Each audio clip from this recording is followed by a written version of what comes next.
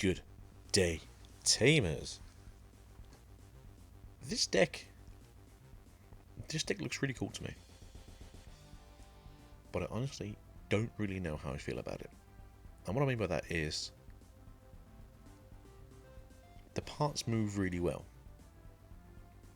and it synergizes really well. But there's just something in this deck that makes me think it should be better than it really is. But let's go over it and see what we can actually do. So, today's first card is Mr. Floofymon from EX7. Now, I have thought with myself now if Floofy's the better Digimon from EX7 or Floofy from ST18 is the better Digimon. Because you can redirect with this deck, you can give yourself piercing, you can have piercing inherited. I do think when this Digimon deletes an opponent's Digimon in battle, gain 1 memory. Even if it's just once per turn, it's still pretty good. But we do have the Fluffy from ST18, which is attacking once per turn. You may suspend one other Digimon with as much DP or less DP as this Digimon. That will come up. But you can also redirect in this deck, so it's very confrontational, I suppose. Terramon from EX7. Your turn. When this Digimon digivolve into a Digimon card with Bird Avian in one of its traits, reduce the play cost by 1. Awesome, that's what we want. Cheaper evolution costs. Going up into your level 4 for 1 instead of 2. Make things a little quicker. 2 of the promo 131s. Suspend one of your opponent's Digimon on play.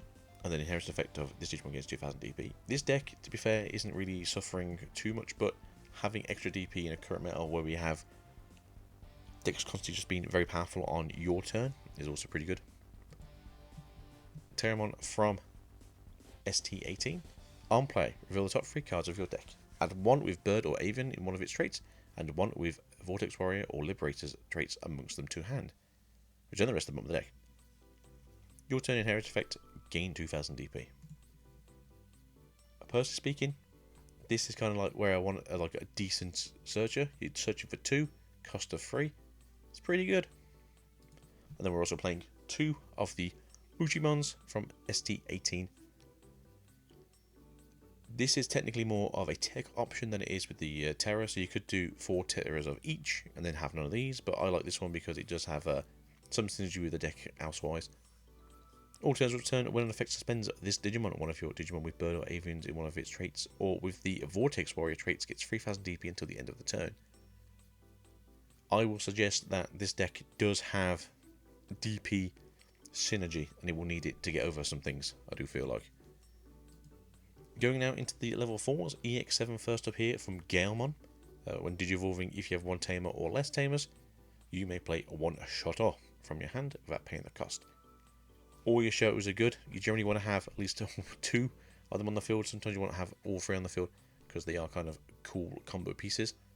All turns return when this Digimon deletes an opponent's Digimon in battle, it gains a memory. Very good.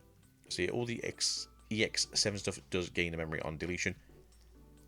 It can be wild, let's just say that now. When digivolving while spending 1 Digimon, this Digimon gets 2000 DP until the end of your opponent's turn. This is any Digimon, and this is the promo one. Like, look, that's pretty good. And then your turn, while you have a Shoto, this Digimon gains piercing. Now, I'm presuming because it's gaining it, that it keeps it in its Digivolutions, like the Digimon itself gains it for the turn. Which means that you have a cool piercing effect going on. So you might want to look at these, change them around a bit. You might want to do 3 of the Gale from EX7, 2 of the ones from ST18, and then maybe 3 promos. But that's down to you. I think the layup is pretty good here. I do think they are very synergistic with each other. We are going to go now into ST18. We're going to run 3 of these ones because the deck is pretty good about throwing out extra bodies. Security, you may play 1 card with a Liberator trait and a play cost of 4 or less from your hand or trash without paying the cost. Now remember, this isn't security still, so you can't play it itself. It's also a level 6, also a 6 cost, but you can play out the X7 one, which is quite good. Obviously, it's a digivolving effect rather than on play cost, on play effect, but you would like to have more bodies on the field, and if you can go up into level 5 quicker or level 6 quicker, it's pretty darn good. This does have Vortex, so at the end of the turn, you can swing with it if you wish to in security for maybe a last finishing hit or what you need to do. Obviously, Vortex, a very good keyword. We will go over it in the future about keywords currently now in Digimon. But for now, just need to know that Vortex is peak. It's also a green colour thing only. So, yeah, it's pretty awesome. So, look forward to more Vortex Warriors in the future, maybe. Grand Gelmon from EX7, going to run 4 of these bad boys, has Vortex as its keyword, and then when Digivolving you may suspend one Digimon. If this affects suspending one of your Digimon, this Digimon isn't affected by your opponent's effects until the end of your opponent's turn. Which, in a world where there's lots of things out there are trying to do terrible things to you, that's not too bad. And then your turn, when this Digimon attacks an opponent's Digimon, you may unsuspend this Digimon.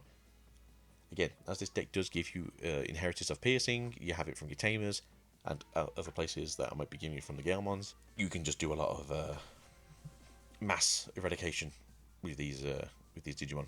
But no, very good in my opinion. We do have the 3 of the ST18 Galmon, and I could be convinced to say maybe change this out for one of the Paramons. On play, when Digivolving, suspend one Digimon. If this affects suspending one of your Digimon, you may play one Digimon card with the bird or avian traits in one of its traits with 3000 DP or less from your hand without paying the cost. This is also pretty good about getting more bodies in the field. And because of how Vortex works, sometimes it might be a case of, hey, did you fall for a low cost? Get a Vortex off. Pretty good idea in my opinion. Your turn, when this Digimon attacks an opponent's Digimon, you may unsuspend this Digimon. Again, both have unsuspending mechanics, both can get piercing, both can do a lot of damage, and your opponent just looks at you gone out because they're confused why you're being so rude to them. Now we're playing 4 of the EX7 ones. Now, depending on how you feel, I think this personally is the better one. So, in brackets. The other one does have more of a realistic way to play going forwards. Security is out +1, Vortex. When Digivolving, when attacking, suspend one Digimon.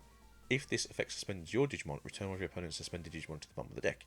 Depending what you played out of the ST18, if you were playing the ST18 rather than the EX7, you may have suspended a Mucho, and then because you suspended one of your own things, you get to play out your own Digimon. Maybe you played out the Promo Terra suspending one of your opponent's Digimon, and then when Digivolving, you now get to throw that card to the bottom of the deck, which is a pretty good effect, if you ask me. We're playing 2 of the ST18s though with Vortex, and then when Digivolving, suspend one Digimon, then unsuspend one Digimon. The cool thing about Zaphaja here is 11 cost. You get to throw it down if you have 1 memory, and you can win games off of that way. No more blitzing for game, right? Now you have Vortex for game instead.